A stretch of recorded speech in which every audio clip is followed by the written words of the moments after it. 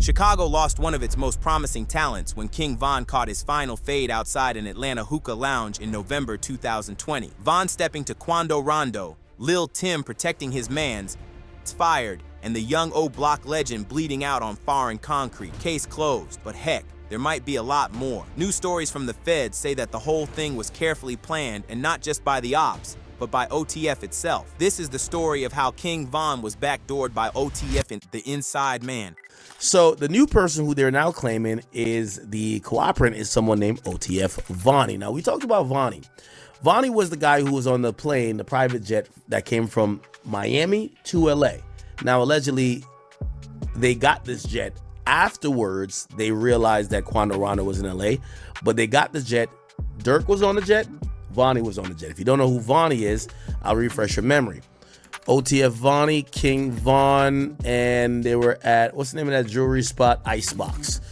Vonnie was the guy when OTF. Vonnie's name rings different in these streets now that the feds dropped their indictment.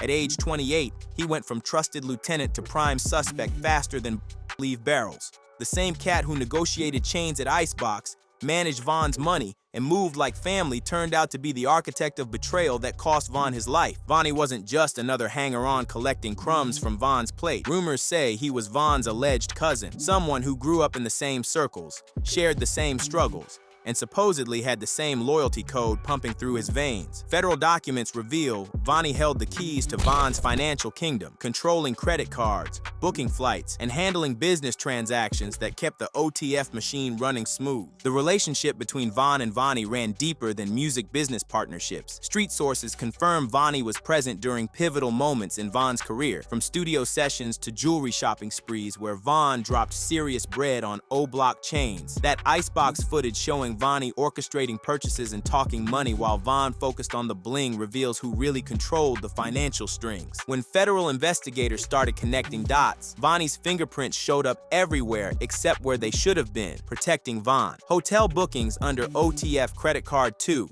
traced back to Vonnie's accounts. Flight manifests showed Vonnie boarding private jets with Dirk when they needed alibis.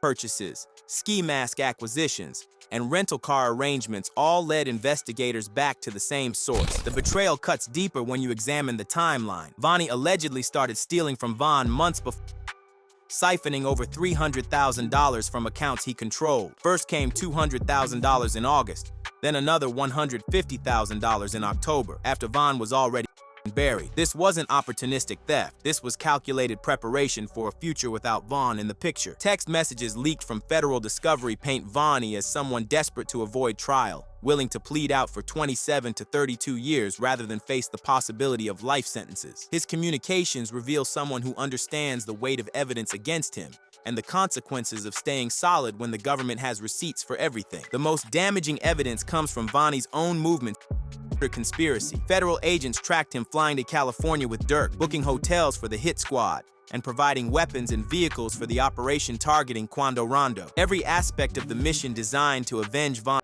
allegedly ran through Vonnie's hands, suggesting he played both sides of the game. Street veterans recognized the signs long before federal indictments made it official. Vonnie never looked like a stepper, never moved like someone who belonged in the trenches, but somehow found himself orchestrating hits and managing. Real ones questioned how someone from the business side gained access to operational details that should have stayed with soldiers. The back door becomes clear when you realize Vonnie possessed information only an insider could have. He knew Von's schedule, his security arrangements, his travel patterns, and his vulnerabilities. More importantly, he knew how to position Von in Atlanta at the exact time and place where Quando Rondo's crew would be waiting. The setup.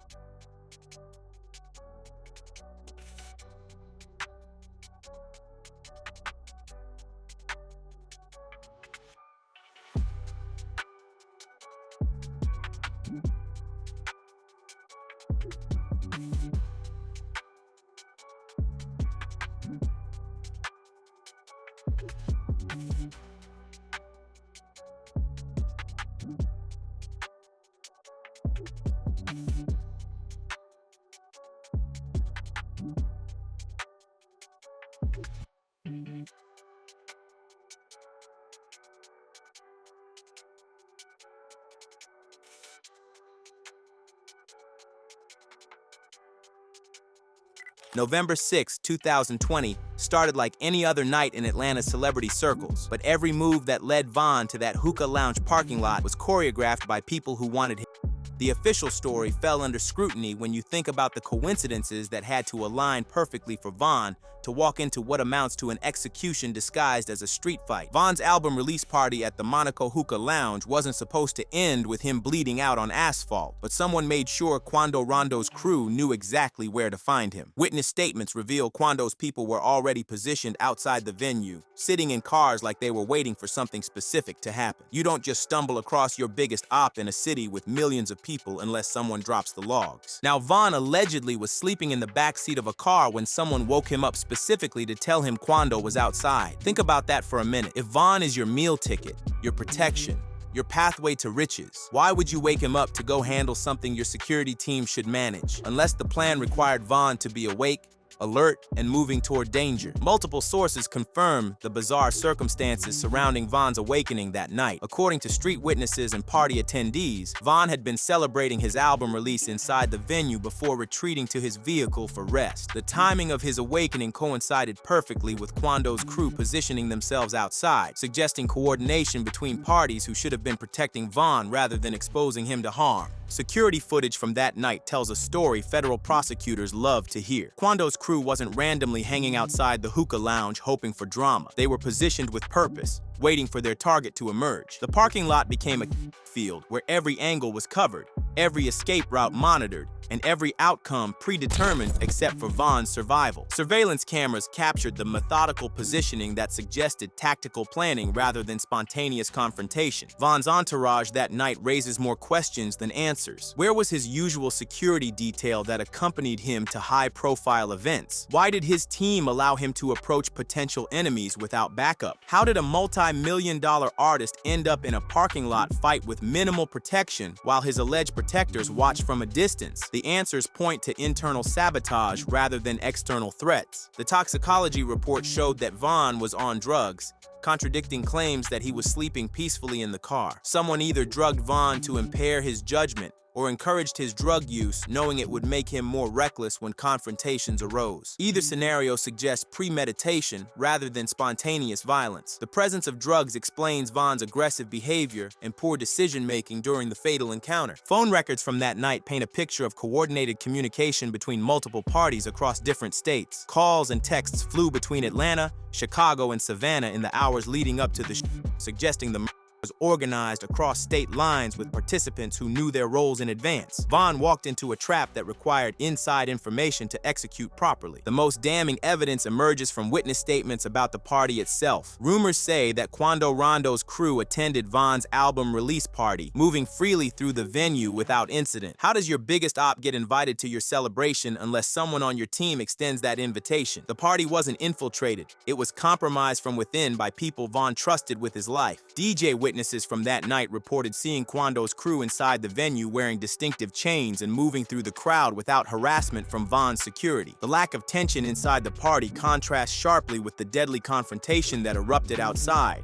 suggesting the violence was planned rather than the result of escalating beef between rival crews. Lil Tim's positioning during the reveals tactical awareness that random street altercations don't typically display. He didn't just happen to be armed and ready. He was prepared for the exact scenario that unfolded. Von wasn't the result of quick draw reflexes.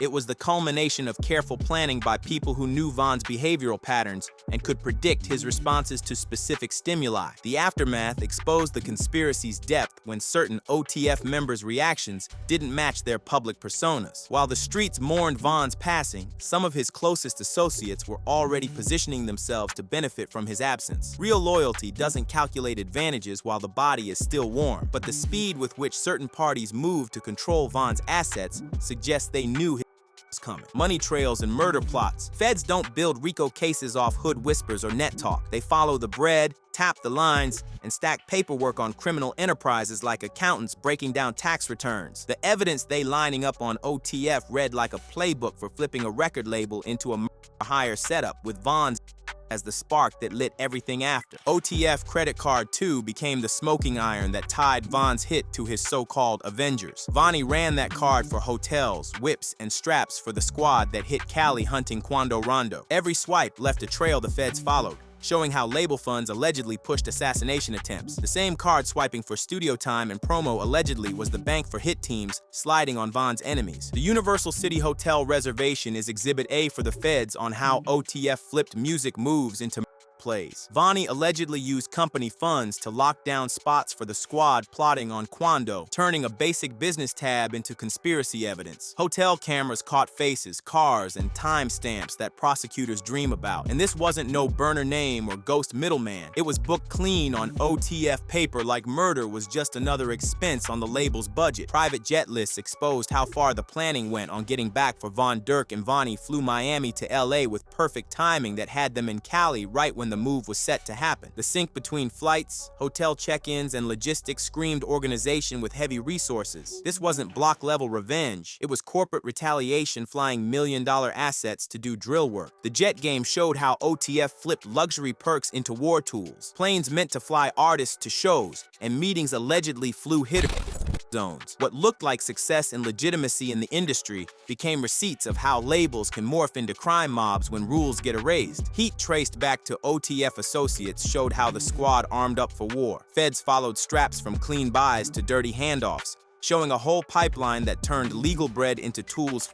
The same cards swiping for studio hours and promo allegedly stacked arsenals like an arms connect. Business books masked weapons stashes that could make dealers jealous. Car rentals added another layer to the plot. Crews had multiple whips, a white BMW and stolen Infiniti with plates switched, lined up for missions. These weren't spur plays. They took planning, timing, and bankrolls only organized units could pull. Those rental papers look less like music business and more like spycraft. The money trail laid out premeditation months before rang. Accounts moved funds, purchases stacked, and logistics locked in with the discipline of people plotting homicides, not albums. Every move pointed to eliminating threats to OTF ops while hiding behind legit channels. Feds painting OTF like systematic corruption, tour buses moving like mobile HQs, studios doubling as war rooms, promo money fueling militant operations. The border between rap expression and straight conspiracy blurred out completely when bars about turned into real-life hits. Testimony out of Cali showed how industry resources paid.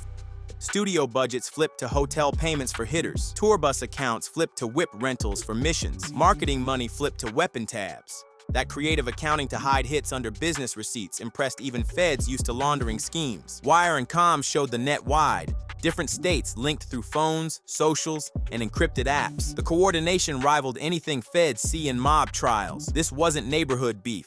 This was label-funded terrorism using modern tech to push age-old street codes. Wiretaps allegedly caught OTF associates talking about lining targets like it was label meetings. Violence got so routine it was handled like signing an artist. Payment setups, performance expectations, quality checks, like it was another business deal. Bank trails exposed how OTF allegedly used legit accounts that cashed streams and tour money to bankroll.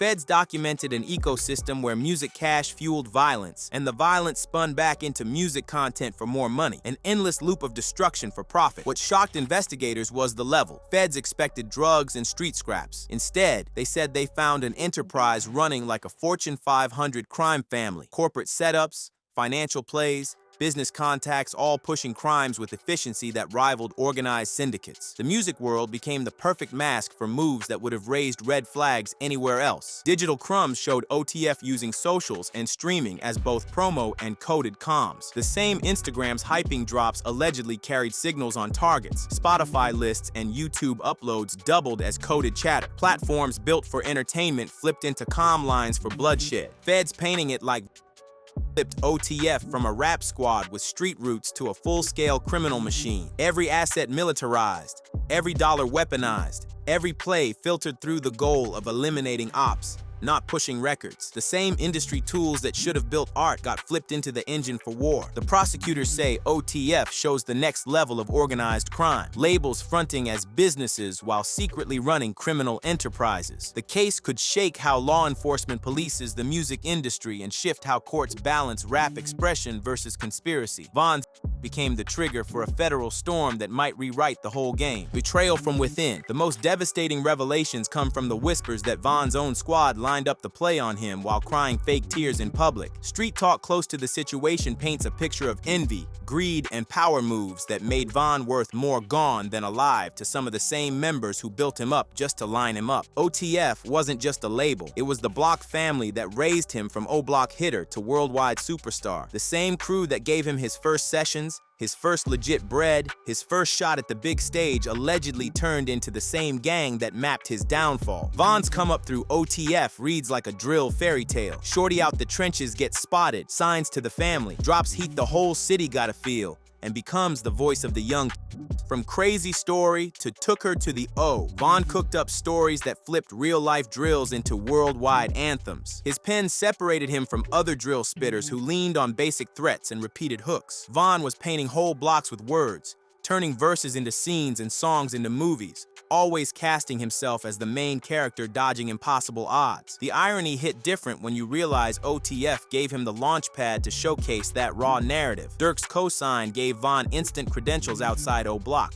The studio time sharpened his pen, and the label's funding turned his visions into viral visuals. Without OTF, Von might have stayed another talented shorty stuck local. The same crew that lifted him allegedly plotted his end. Von's loyalty to OTF ran past contracts or paper. He really believed in the family code, shouting them in interviews, and standing 10 toes for Dirk when critics called him industry. Von's wins made OTF look like they could breed stars beyond just Dirk, proving the brand had weight in drill. His shine validated the whole squad, but the money split bred snakes. As Von's streams hit higher and his show money went crazy, the young king was bringing in more bags than older members who felt like they put in years before him. His success bred saltiness in dudes who thought they were owed pieces of his shine just for being around before he popped. Von's taste for independence grew with his clout, and that clashed with OTF management who wanted artists they could direct, not bosses who made their own calls. His confidence in business, his urge to link with outsiders,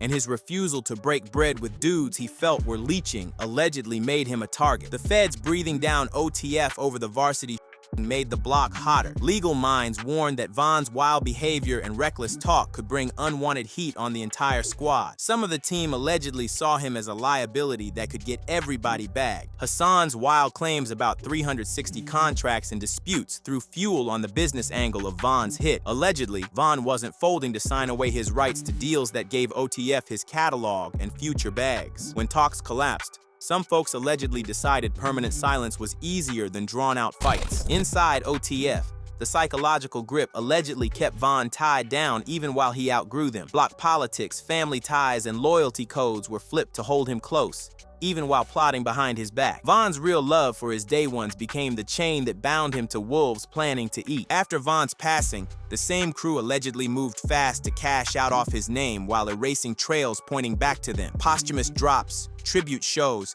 and merch racks made millions that lined the same pockets rumored to have greenlit his hit. Death became the biggest hustle for vultures fronting his kin. Von's catalog, still feeding OTF long after his proves how cutting off an artist can bring bigger returns than letting him walk independently.